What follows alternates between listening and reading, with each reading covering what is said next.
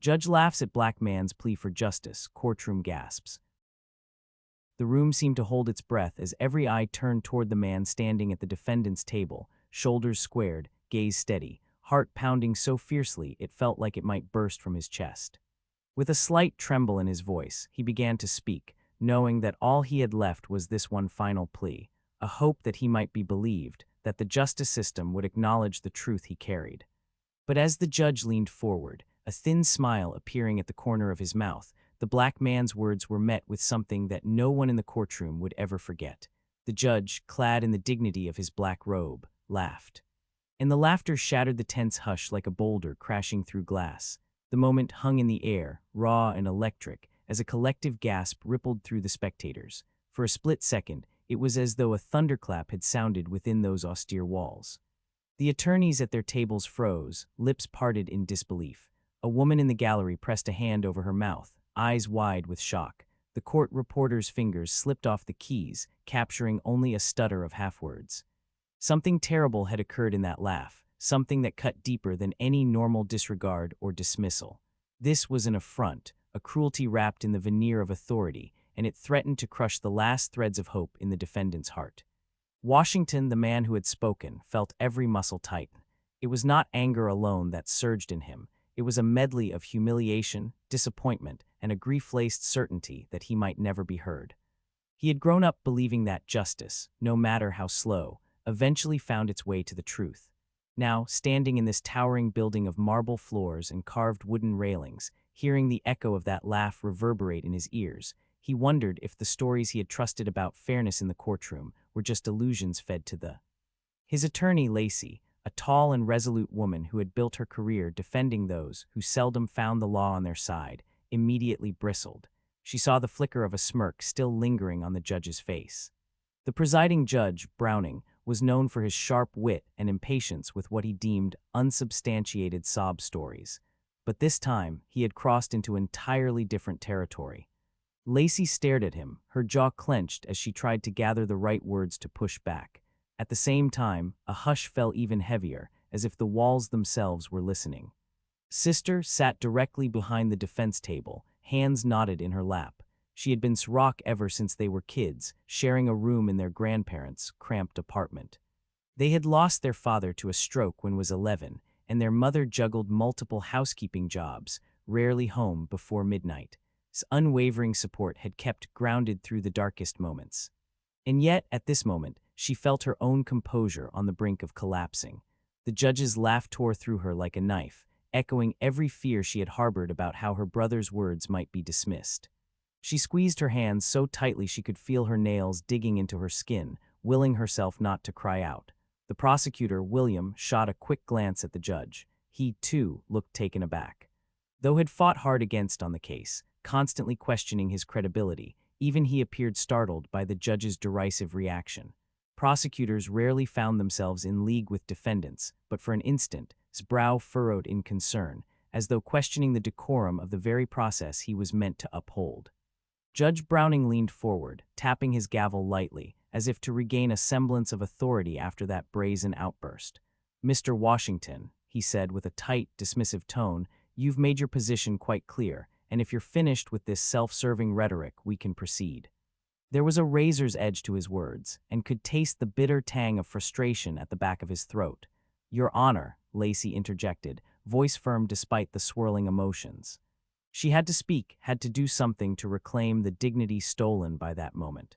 "I object to the way the court is handling my client's statement. Mr. Washington is entitled to present his defense without ridicule."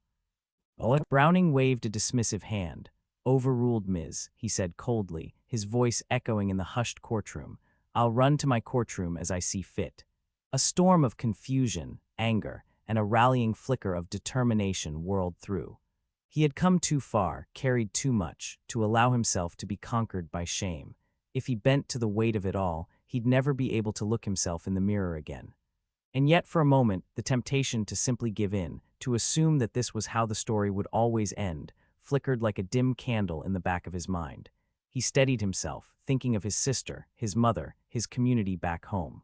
He closed his eyes briefly, searching for the words that might restore the fragments of his broken dignity. but perhaps the only real hope for fate was that the seeds of empathy had been planted in the hearts of those who witnessed that cruel laugh. Even some who had come prepared to condemn him outright now saw something that transcended guilt or innocence. They saw a man mocked in his hour of desperation, and once seen, such raw unfairness could not be unseen. The day that had led him to this moment had not started in a courtroom. It had begun in the dusty streets of his youth, through the quiet strife of a life spent navigating a world that seemed wired against him from the start. Grew up in the North End, an impoverished urban neighborhood overshadowed by the promise of a better life that always seemed out of reach. He had believed in the law because his grandfather, a proud World War II veteran, had told stories of how the country he fought for was flawed, yes, but capable of greatness. Had carried that fragile optimism with him every day he walked to his construction job, every time he helped an elderly neighbor carry groceries, every time he studied late at night, hoping for a better future. Those dreams unraveled one ordinary afternoon. It began with a car ride that never should have taken. He had just finished his shift at the construction site. Sweat clung to his brow, and his muscles ached from hauling heavy materials under the hot sun. He'd only wanted to get home, maybe surprise and their mother with a takeout meal. So when his Jake offered a ride, accepted. Jake was new to the company, charming in a brash sort of way, always regaling, and the rest of the crew with tall tales of weekend adventures and questionable escapades. Had laughed at Jake's stories, not realizing that behind the laughter lurked something darker. They were 2 blocks from his apartment when a police cruiser pulled them over. Remembered the flash of red and blue lights in the mirror, the jolt of anxiety twisting in his gut. He knew the uneasy scripts that played out at traffic stops. He'd heard enough accounts from his own friends, his own family, to be cautious, but nothing prepared him for what happened next. As soon as the officer stepped up to the driver's side window and asked for Jake's license, something in Jake changed. His face paled, his voice quivered. He handed over his documents too quickly. From the passenger seat, had a clear view of the officer's suspicious expression when he noticed the trembling in Jake's hands. The officer asked them to step out of the vehicle. That was when another cruiser arrived. Within moments, and Jake found themselves standing on the curb, answering rapid-fire questions about where they'd been, where they were going, and what they were carrying. He'd learned long ago that compliance was often the safest route, even if fairness was in short supply. But Jake stumbled over his words, and every stammer drew more scrutiny. When the officers searched the car, Swirled came crashing down. Tucked beneath the back seat, they found a plastic bag containing a large stash of illegal pills. Froze, shock flooding his veins. Jake's face went white. Immediately, the officers turned stern eyes on them both. One pinned his arms behind his back while the other grabbed Jake. "It's not mine," had said, panic tightening his voice. "I didn't know." "I swear I didn't," but the words fell on deaf ears. The officers didn't listen, or perhaps they didn't care. In minutes was in handcuffs. Jake too, but the difference was that Jake was released on bail within a day, while found himself stuck behind bars for nearly a week. Unable to post bail, reliant on public defenders at first, he watched helplessly as Jake's story to the police slowly shifted to blame. "He asked me to hold the bag for him," Jake had allegedly told the officers. Fear and rage churned inside. He wanted to believe that the truth would come out, but the system felt like a labyrinth of endless paperwork, biased assumptions, and indifferent faces. It wasn't until contacted Lacey, an old acquaintance from a nonprofit legal aid group, that finally began to hope. Back in the courtroom, that hope felt perilous. Judge Browning had proven himself skeptical at best and overtly hostile at worst. Lacey, despite her fearlessness, was battling a stacked deck, and the prosecutor, William, had hammered away at the narrative that was the real culprit behind the drugs, that Jake was a hapless dupe. Insisted that the network of supply reached directly into his community, painting images of gang affiliations where none truly existed. Day by day, the tension mounted. The arguments in court were fierce. Lacey fought vigorously to prove that had no criminal record, no past involvement with drugs, and no reason to risk everything for a quick buck. But time and again, they were met with doubt, questions about his finances, about his associations, about his presence in that car. And now, at this critical juncture, after he'd poured out his story, done his best to explain how he ended up in that car and what transpired during the arrest, the judge had laughed. The world spun for, his ears still buzzing with the echo. In the stunned stillness that followed Browning's scorn, his breathing quickened. His heart, fueled by indignation and the last embers of faith, guided his next words. "Your Honor," he said quietly, voice trembling with a mixture of anger and resolve, "I'm asking you to treat me like you treat anyone else in this situation. I'm telling you the truth. I didn't know about those drugs. I've never touched anything like that in my life." The judge narrowed his eyes, as if weighing how far he might continue this show of disrespect without igniting a formal complaint. "Mr. Washington, I'm not sure how many times we have to go over the details here, but your pleas of ignorance don't change the fact that the substances were in the car you were riding in, under the seat you were closest to."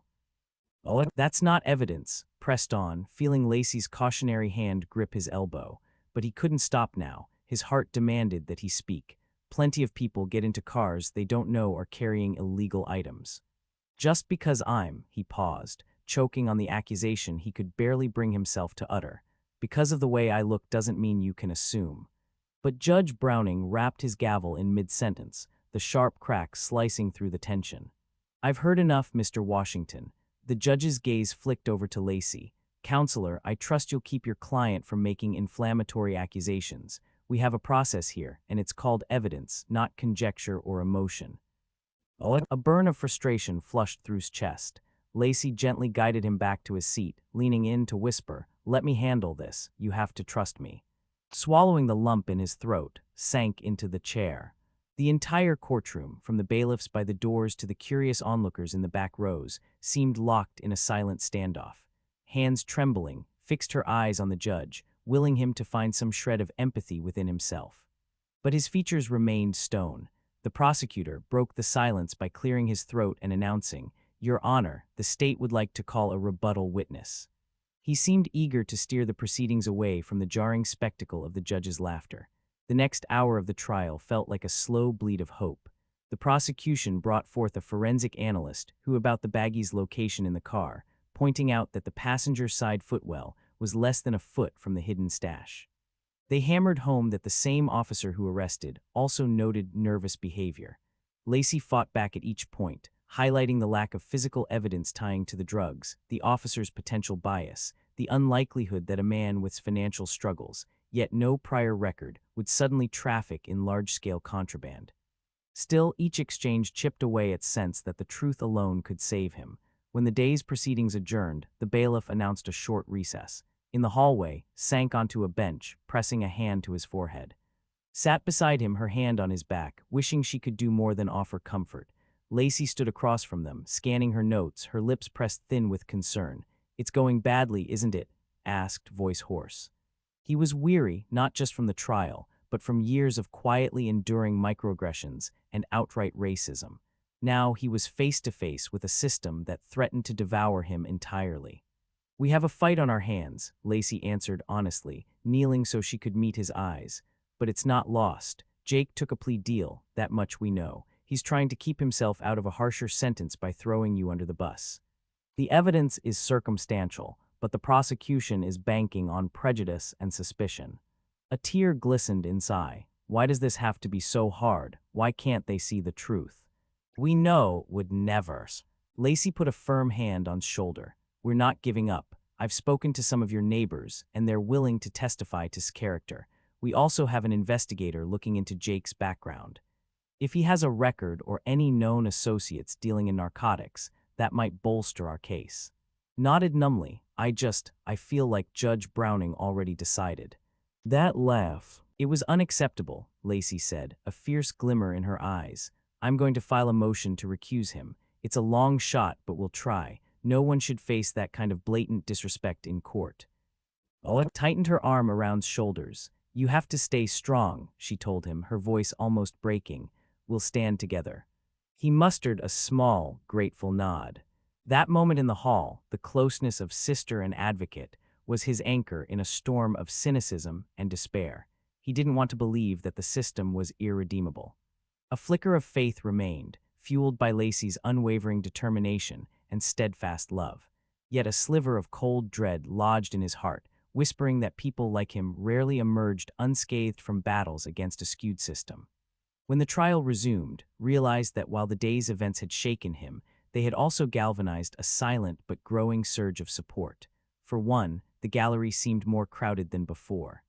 Word of the judge's derisive treatment had circulated, drawing local activists and community members who wanted to witness what they now feared was a miscarriage of justice in the making. The tension in the gallery was palpable, a hush interspersed with the occasional whisper, as people leaned in to exchange outraged sentiments about the judge's conduct. In the days that followed, Lacey methodically presented his case. She called on Ms., an elderly neighbor who took kindness, how he always carried her groceries up the 3 flights of stairs, how he spent weekends fixing broken fences or squeaky doors for no charge. She called foreman from the construction company, who attested to his reliability, skill, and overall spotless record at work. She even produced phone records showing no suspicious communications that might suggest involvement in the drug trade. At every turn, Judge Browning seemed to greet the defense with skepticism.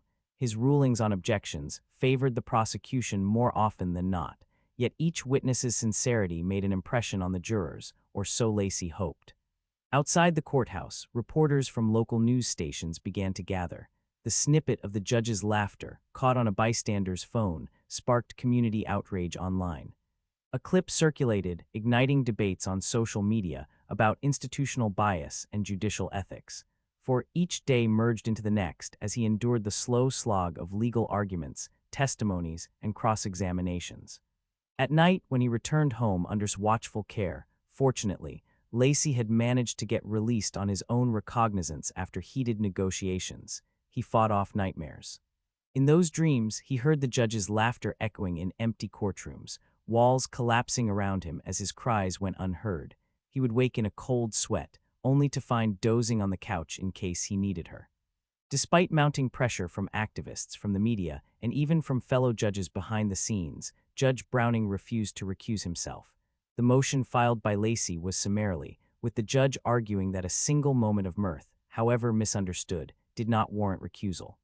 Those who looked closely noticed the lines of strain around the judge's eyes, as though he resented the scrutiny that now highlighted his courtroom like a glaring spotlight. The trial stretched into its final week. Tensions reached a fever pitch when Lacey called Jake to the stand. He arrived with his own attorney, looking decidedly uncomfortable. Slim in frame, with restless eyes, Jake fidgeted in the witness chair. The bailiff swore him in, and Jake cast a quick glance at, unable to hold his gaze. "Jake," Lacey began calmly, "can you tell the court how you came to know Mr. Washington?" Jake cleared his throat. "We worked together at the construction site. I started about 2 months ago, before all this happened." "And during those 2 months, did you ever witness engaging in any illegal activities?" Jake shook his head. "No, ma'am." "Oh, did you ever see him use or sell drugs?" Another head shake. "No." Lacey paused, letting that affirmation hang in the air. Then she pressed on. "So would you say he gave you any hint that he might be involved in criminal activity?" "Oh." Jake swallowed. "No, I didn't see. Look, was a good worker, all right. We got along okay." "Then can you explain why you told the police, asked you to hold onto that bag of pills?" Silence. A murmuring ripple passed through the gallery. His heart thudded. Judge Browning gave an impatient sigh, as if bored by the entire proceeding, but the tension in the room was thick enough to taste. Jake shifted in his seat. "I was scared," he finally said, voice barely above a whisper. "Scared of what?" Lacey pressed. The prosecutor objected, but Judge Browning allowed the line of questioning to continue, likely because he thought Jake's answer might incriminate. For all his fervor, looked uneasy, as if he feared what Jake might reveal under pressure. Jake's eyes roamed the courtroom, landing on for an instant before darting away. "Scared of going to prison," he said, his voice breaking. I had connections to the pills, people I owed money to. When the police showed up, I panicked. I didn't want them to connect me to bigger dealers, so I lied." Oh. The confession struck the air like a bullet. The gallery erupted in murmurs, let out a small gasp, her hand flying to her mouth, felt a rush of conflicting emotion, vindication, rage, relief, heartbreak. He had spent weeks languishing under suspicion, and now the truth spilled out in a trembling admission from the very man who had thrown him to the wolves. Judge Browning's expression was unreadable, but a muscle twitched in his jaw. "Order." He barked, banging the gavel once. "I want order in this courtroom immediately." Lacey pressed on. "Jake, are you saying you deliberately implicated to save yourself?" Jake's shoulders sagged. Yes, he said miserably. I figured the cops were leaning on me. They wanted a bigger fish. They wouldn't believe me if I said I acted alone. So I spun a story, said was the one who asked me to stash those pills. I told them I was just the driver. A wave of indignation roared through. He fought the urge to stand and yell. Instead, he closed his eyes, letting the swirl of stunned relief wash over him, though it was stained by anger and betrayal. His face drained of color and he seemed momentarily at a loss, but he quickly, scowling at Jake, "So you're admitting you lied before under oath?" he demanded, voice raised. Jake hesitated. I never before. I gave statements to the police, but I'm under oath now, so I'm telling the truth." Chaos threatened to break out in the courtroom. People whispered frantically. Cameras flashed from the few press members in the back. It took repeated strikes of Judge Browning's gavel to restore calm. In the ensuing cross-examination, tore into Jake's credibility, painting him as an opportunist who might be lying again to escape a harsher sentence. The prosecution tried to salvage their case by pointing out that Jake's admission didn't necessarily prove didn't know about the drugs. But Jake's confession was a thunderclap that shook the very foundations of the prosecution's argument. When court adjourned that day, was swarmed by activists and reporters. Microphones were shoved in his face, and he heard a cacophony of questions. How do you feel about the new testimony? Do you believe this will change the outcome? Do you think the judge is biased? Lacey tried to shield him, urging him not to say too much, but fueled by relief and frustration, spoke from the heart. I just want justice. I just want them to hear me. The following day saw the climax of the trial. The defense and prosecution delivered their closing arguments, pivoted to the idea that and Jake might be co-conspirators, and that Jake's last-minute confession was just another ploy. But his words landed with less impact now. Lacey, meanwhile, highlighted the glaring inconsistencies in the state's case, Jake's admission, and his proven reputation. She reminded the jury of the shameful moment of laughter from the judge, the disrespect that, she argued, mirrored a larger prejudice overshadowing the case. Judge Browning clenched his jaw at that thinly veiled criticism. Still, Lacey pressed on. We ask ourselves, she told the jury, voice strong and resonant, if this system can be fair, if we, as a community, can be fair when a man's liberty is at stake. The evidence points to innocence. Whatever personal biases might exist, I implore you to see the truth that stands before you. Then came the tense period of waiting as the jury deliberated. The hours that passed in that sterile courthouse corridor felt interminable. Paced, occasionally stopping to lean against a wall and close his eyes. Hands gripping her phone, watched him anxiously. Lacey sat cross-legged, scanning her notes again and again as if searching for something she might have missed. By the time the court clerk announced that the jury had reached a verdict, the sun had long set, painting the sky outside in bruised shades of orange and purple. Back in the courtroom, the air crackled with tension. Judge Browning maintained a neutral visage, though there was a tautness to his expression that betrayed his discomfort with the spectacle. The foreman, a middle-aged woman with worry lines around her eyes, stood to read the verdict. In the matter of the state of fictional versus Washington, on the charge of possession with intent to distribute illegal substances, we, the jury, find the defendant. A hush so profound that one might hear a heartbeat fell over the room. Not guilty. A collective gasp, and then a surge of exhilarated relief from side, cried out and wrapped her arms around her brother. Lacey allowed herself a trembling exhale, tears of victory glistening at the corners of her eyes. Staggered slightly as though hit by a wave of vertigo, the intensity of his emotions overwhelming him. He clasped tight, the tears that spilled from him born from gratitude, exhaustion, and an ache that recognized how close he had come to losing everything. Only a scattering of applause broke out before Judge Browning barked, "Order," in a clipped tone. He looked displeased, but the moment was beyond his control now, was free. Whatever personal prejudice the judge might harbor, the jury had spoken, and that outcome was something no gavel strike could undo. Yet the story did not end with the court clerk's final words. As reporters swarmed the hallway and Lacey faced the cameras, microphones jostled in front of them and voices clamored for a statement. "I'm grateful to the jury for seeing the truth," said, his voice wavering with emotion. "I just wish it hadn't taken so long and so much. I wish I hadn't had to endure ridicule to be heard, but maybe this can be a wake-up call for how we do justice in this country." He didn't mention Judge Browning by name. He didn't have to. The entire city had heard the echo of that laughter, as had the world beyond thanks to the viral clip. And the shock of it lingered, fueling discussions on news segments, stirring dialogues on social media, prompting quiet introspection in legal circles. Could a moment of cruelty from the bench spark a wave of reflection on the impartiality of the judiciary? Perhaps. Some would dismiss it as an overblown reaction. Others felt it was the clarion call that the system needed. In the days following the verdict, tried to return to normal life, though normal felt distant now. Friends and strangers alike offered congratulations. Small acts of kindness followed him wherever he went: free coffee from the local cafe, an offer from his boss for paid time off to rest and regroup, an invitation from a community college to speak to young people about resilience and hope. Through it all, found solace in conversations with. Late at night, when the house was still, they would sit at the kitchen table with cups of tea, unraveling the knot of complicated emotions that the trial had wrought. Admitted how deeply that laughter had cut him, how it had resonated with every experience of prejudice in his past. Spoke of her own sense of helplessness, watching the system threaten to swallow her brother. They laughed, they cried, they leaned on each other. Lacey continued her mission, championing the wrongfully accused. The trial had raised her profile, and she found her voice amplified as she advocated for reforms. She was not content with just one victory. She wanted to see broader change. She appeared on local talk shows, wrote op-eds, and collaborated with civil rights organizations, all the while staying close to his case should the prosecution appeal or attempt any last-minute legal gambit. As for Judge Browning, scrutiny intensified. Activist groups filed a formal complaint, citing the video of his courtroom laughter as evidence of misconduct. The Judicial Review Board opened an investigation.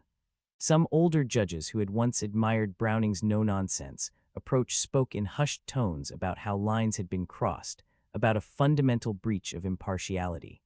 Others defended him, claiming it was an isolated lapse in decorum.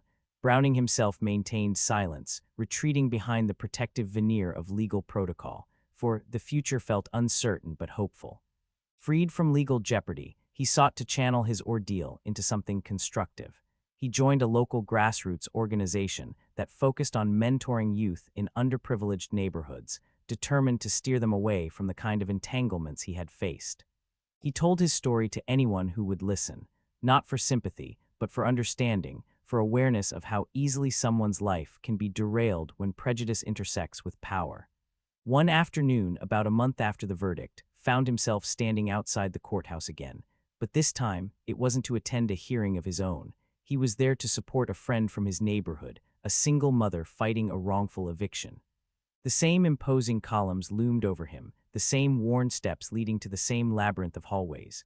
Could almost taste the memories of that tense, soil-testing trial, but now he wasn't alone or afraid. He carried himself with a quiet, resolute pride, certain that despite its flaws, justice still mattered, and sometimes, if people fought hard enough, it could even prevail. He had an odd sense of, as he passed the security check, the guards nodding at him in recognition.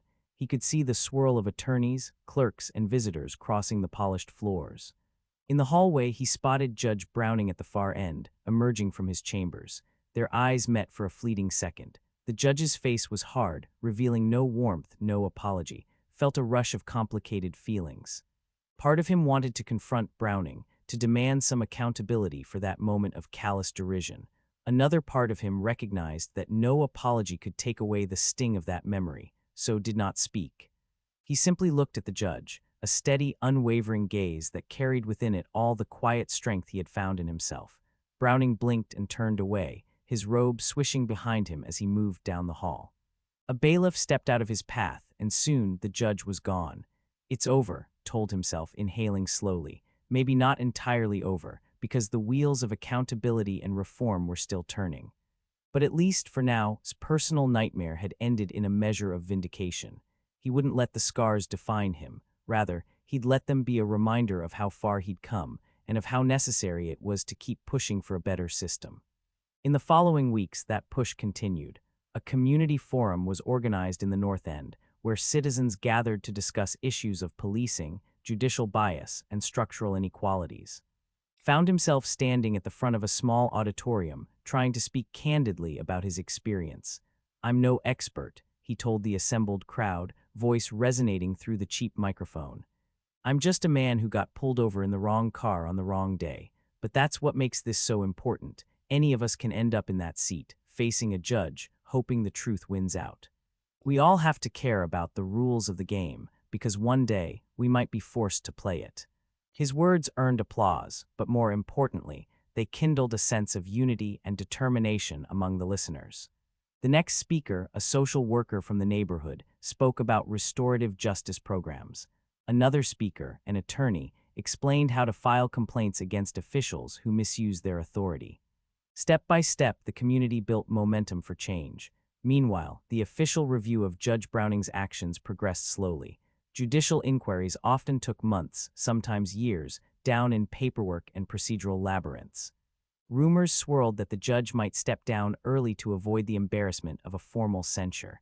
Other rumors suggested he was doubling down, refusing to budge from the bench, tried not to let those whispers consume him. His life, after all, wasn't defined by Browning's fate. He had spent far too much energy already entangled in that man's scorn. The case that came to support, the wrongful eviction, ended in a small victory when a different judge ruled in favor of his friend. Found a certain poetic satisfaction in seeing the system, at times, function fairly.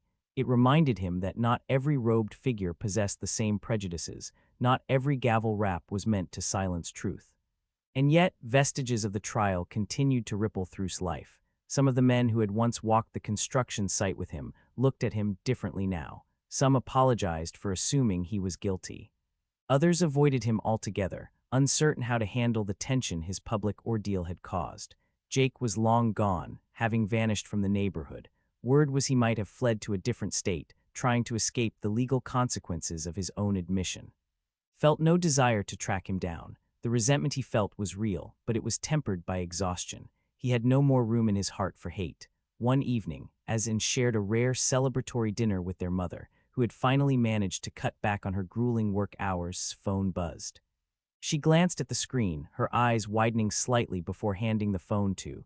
The text was from Lacey. "Check the news," it read simply. They turned on the small television in their mother's modest living room. A local anchor was reporting that Judge Browning had announced an early retirement, citing health concerns and a desire to spend time with family. A sly note in the anchor's voice hinted that many believed the real reason lay in the mounting pressure from the ongoing misconduct investigation. Set the remote down, his pulse humming with a quiet sense of resolution. Exhaled sharply, turning to. "He's gone then," she said softly. No apology, just stepping down. Oleg nodded, feeling the stirrings of complex emotions that refused to be neatly categorized. Relief, perhaps, maybe a hint of triumph. But mostly, there was a weary acceptance that the arc of accountability rarely concluded with a grand admission of wrongdoing. Sometimes those who caused harm simply slipped away under the cover of official statements. At that moment, he resolved that the best form of closure was to keep building a life worth living, a life defined not by that moment of derisive laughter, but by courage, compassion, and the pursuit of a more just world. He wanted to give others the support he'd so nearly lacked. He wanted to make his family proud. That, he believed, was how real change took root and flourished. Over the next few months, took every speaking opportunity he could, standing before classrooms, church gatherings, and local radio interviews. He told his story unvarnished. He spoke of fear and desperation, of the toll exacted by prejudice. He recounted how a single laugh in a solemn courtroom had nearly shattered his faith in the system. But he also spoke of resilience, of the community that to his side, of the jury who saw through the smokescreen, of the sister and lawyer who never gave up. Each time he told the story, he felt the raw wound stitching itself into a scar that no longer bled. And through sharing, he gave others the language to articulate their own struggles. The activism that sprang from his case branched in many directions: bail reform efforts, judicial accountability campaigns, youth mentorship programs. Found himself at the intersection of those movements, not as a figurehead, but as a living example of both the injustice that existed and the hope that still flickered. Watching from the sidelines, often marveled at how her once quiet brother had grown into a voice for many. She would recall late-night talks in their old, cramped bedroom where confided his dreams of becoming an architect or an engineer. Life had pulled him away from formal studies, but his mind still brimmed with creative energy. Now, with the trial behind him, even considered going back to school, though money and time remained obstacles. Sometimes, in quieter moments, he would draw sketches of community centers he imagined building one day, a place for kids to learn skills, for families to gather, for hope to flourish. Community leaders and donors, inspired by this ordeal, began offering scholarships to those who demonstrated a commitment to civil rights and social justice. One evening, a letter arrived, awarding a modest scholarship to attend part-time classes at the local university. Wept tears of joy on his behalf, though humbled and grateful, also felt the enormity of responsibility on his shoulders. He hoped he could live up to the expectations others placed on him. But the man who overcame a rigged trial, who faced a judge's scorn, had already proven his resilience. So he walked onto the campus that fall semester with cautious optimism. Balancing classes with part-time work and activism required discipline, but discovered a renewed vigor in each carefully read textbook and diligently completed assignments. He joined a student group focused on criminal justice reform, bridging the gap between the academic and the real world, telling classmates about the labyrinth of fear he'd navigated. Word of his story continued to spread, bringing invitations from nearby towns and schools. Traveled some weekends, addressing auditoriums of teenagers who nodded in recognition at tales of routine traffic stops that ended in humiliation.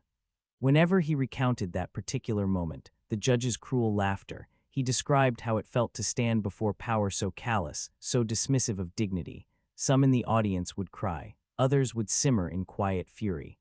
Many would approach him afterward, wanting to share their own encounters with prejudice and injustice. Listened with empathy, offering gentle words of solidarity. This bond, forged in collective struggle, held an almost spiritual power. Throughout these engagements, a central theme emerged, that a single moment of cruelty can catalyze far-reaching change if people band together, if they refuse to be silenced. Emphasized that he was not superhuman, not special, just a man who had refused to let oppression define him. He urged others to find that same resolve within themselves and their communities. Meanwhile, the swirl of public discourse around Judge Browning's forced retirement eventually quieted. Another judge was assigned to his seat. The investigation into Browning's conduct concluded with a reprimand, hardly the dramatic punitive measure some had hoped for. Yet the incident remained in the public consciousness as a reminder of the biases that can fester behind the bench. Lawyers who appeared before the new judge reported a different atmosphere in the courtroom, more openness, less tension. Whether that was a direct result of the scandal, no one could say for certain, but seeds had clearly been planted. There came a day when found himself standing at a crossroads, literally and metaphorically. He had walked out of his last class of the semester, a cool wind ruffling the campus's greenery, a swirl of reddish leaves at his feet. In his hand, he clutched a paper with the highest grade he'd ever received in college. His heart felt light, despite the memory of how differently things could have turned out. He paused under a tall oak tree and reflected on the labyrinth of heartbreak and triumph that brought him here. He remembered stepping into that courtroom and feeling the weight of every suspicion, every preconception stacked against him. He remembered the shock of hearing that laugh, a moment that seared itself into his soul. He remembered the looks of pity, curiosity, and condemnation from strangers in the gallery. But most of all, he remembered the people who stood by him, unwavering in her love, Lacey, relentless in her pursuit of truth. And even the handful of jurors who had chosen to see the evidence for what it truly was. Now, his life was not perfect. He still had a mountain of responsibilities, still dealt with financial strain, still wrestled with the emotional aftershocks of nearly losing his freedom. But for the first time in a long while, he carried within him an unbreakable sense of purpose. Maybe, he thought, one day he would earn a degree that allowed him to design structures for communities in need. Maybe he would continue advocating for criminal justice reform. Or maybe, just maybe, he would pursue a legal education himself, stepping into the very arena where he had once stood accused and powerless. Imagining himself as an attorney or a judge was daunting, but it tugged at the corners of his mind. Could he help reshape the system from the inside? As he stood under that oak tree, he closed his eyes for a moment, letting the breeze brush against his face. The echo of that laughter once haunted him, but now it felt distant, a memory that had lost its power to terrorize. In its place was a steadier, quieter resolve. He opened his eyes, inhaled deeply, and began walking, each step filled with the conviction that he would shape his own destiny. In the months and years that followed, his path unfolded in ways both expected and surprising. The scholarship paved his way for part-time studies, and when he wasn't in class, he continued his construction work to pay bills. Over time, he saved enough to reduce his hours at the job site and devote more energy to his education and activism.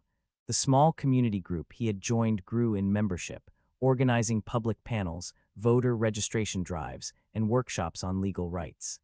Occasionally, would still be invited to speak at events. A warm sense of camaraderie always greeted him there, with people who remembered how he had fought against impossible odds. He never sugarcoated his story. He told them how, in that courtroom, he had wanted to collapse, to scream, to give up in the face of a judge's sneer. But in that moment, he had found something stronger than despair, a desire to stand tall, to cling to his identity and dignity in a system that tried to strip both away. Slowly, the national conversation around judicial reform and racial bias found new resonance, and his experiences became part of that broader narrative. Journalists reached out periodically, asking for updates on his life, his perspective on ongoing court cases that echoed his own. He answered their questions with honesty and a gentle confidence born of perseverance. Through it all, the bond with his sister grew deeper. Inspired by the transformations she witnessed, went back to school as well, studying social work. She wanted to ensure that fewer families were broken by the system, that fewer innocent people slipped through the cracks. Their mother, relieved to see her children thriving at last, proudly framed their school achievements and pinned them on the living room wall. The old fear in her eyes, the one that had kept her up late while was in jail, began to soften, replaced by cautious optimism. Occasionally, still struggled with bouts of anger or anxiety, memories of the humiliating arrest and the cell that had once confined him. On bad nights, he dreamed of sitting in the passenger seat of that car, hearing the sirens wail behind him, knowing what was about to unfold. But each time he woke up, he reminded himself that those nights no longer defined him. He found moments of healing in the simplest acts, playing basketball with neighborhood kids, sharing meals at the local community center, laughing with over-old sitcom reruns. Over time, these small, everyday joys wove together a tapestry of normalcy. He discovered he could trust the sun to rise each morning and greet him with a fresh start, unburdened by the threat of the next court hearing. Years down the line, stood outside a newly opened youth center, a place that he had helped design. The center's facade was modest, but inside it boasted classrooms, a computer lab, a small library, and an open gym. Funding had come from various grants and donors moved by his journey. At the ribbon-cutting ceremony, the mayor gave a short speech, praising the center's potential to transform lives in the community. Felt a warm pride blossoming inside him, as well as a sense of awe at how far he had come from the day he'd been handcuffed on the side of the road. When the time came for him to speak, he stood by the podium, gazing at the crowd of families, volunteers, city officials, and children gathered to witness the opening. He cleared his throat. He could feel a tremor of emotion well up, recalling the darkest point in his life, the swirl of humiliation and fear during his trial. But he also remembered the hope that had blossomed in the aftermath. Looking down at the bright eyes of the kids in the front row, he felt a surge of resolve. Today, he began, voice steady, is about building something better. A few years ago, I stood in a room not unlike this, except it was a courtroom, and I was fighting for my freedom. A moment of cruelty shook me to my core. I nearly lost faith, but I didn't stand alone. People believed in me. Friends, family, neighbors, even strangers fought so I could have another chance. And I promised myself, if I got that chance, I'd make the most of it. He paused, letting that promise sink in for both himself and the audience. This youth center is for the next generation, he continued, so that they don't lose hope, even if they face bigotry or oppression, so that they never have to stand alone, because my story isn't unique. There are countless others who face injustice every day, who are waiting for someone to hear them. I want to make sure that in this place, and in our community, they will be heard. Applause thundered and felt tears sting the corners of his eyes. Somewhere in the crowd was beaming, tears glistening on her cheeks. Lacey, still working tirelessly on behalf of the voiceless, flashed him a proud smile. He stepped away from the podium, a sense of profound fulfillment radiating through him. The bitterness he once felt whenever he remembered the judge's scorn was transformed into motivation, a drive to keep fighting for those who hadn't yet found their voice. A local journalist approached him afterward. "It's quite a journey you've had," she said, "from the courtroom to here. If you could go back in time, what would you tell that younger version of yourself, standing before a judge who laughed at your plea?" Oleg considered the question, glancing across the yard at a group of kids already buzzing with excitement over the new basketball hoops. "I'd tell him," said quietly, "that laughter doesn't define your worth. That sometimes people in power will try to belittle you, but there's a strength inside you that no one can take away. Believe in that, even when the world makes you question it." The journalist nodded thoughtfully, scribbling notes. "And what about the judge? Any words for him?" A soft smile tugged at his lips. "I'd say, I hope he finds it in himself to realize that the job he held was bigger than his prejudices, and that justice demands empathy and fairness. But more importantly, I'd tell him we're building something better without his ridicule." With that, headed to the basketball court, where a few kids were dribbling a ball and calling him over. He joined them, offering pointers on how to line up a shot, how to handle defense. Laughter echoed in the open air, but it was a different kind of laughter, joyful, uplifting, free. In that moment, felt the shackles of the past fall away completely. He might never fully forget the sting of that judge's mocking voice, but he would always remember the quiet power that rose up in him, the collective support that emboldened him, and the victory that proved the truth could still win out.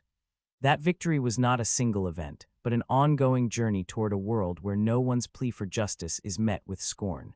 Each day, each act of kindness, each brick laid in the foundation of something hopeful was part of that journey.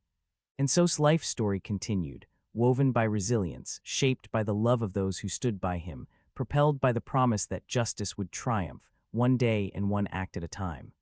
His plea had been laughed at, but the final gasp belonged to a courtroom that bore witness to a man refusing to be broken. And in the echo of that moment, an entire community found the courage to push for something greater, forging a path of compassion, equality, and unwavering resolve.